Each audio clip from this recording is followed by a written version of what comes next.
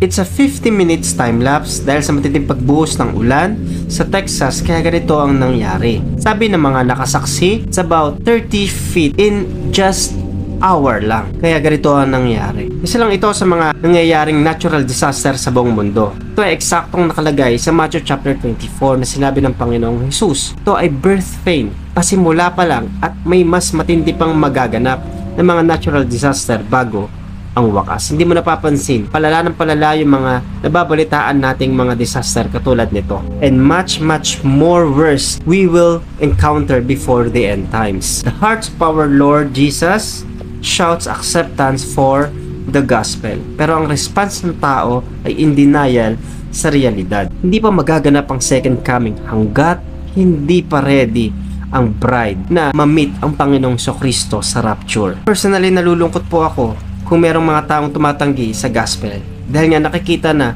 sa mga nature, sa mga disaster na ito na papalapit na po tayo sa end times.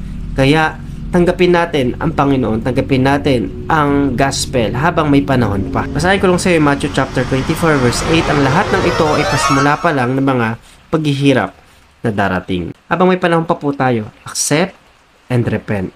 Jesus is coming.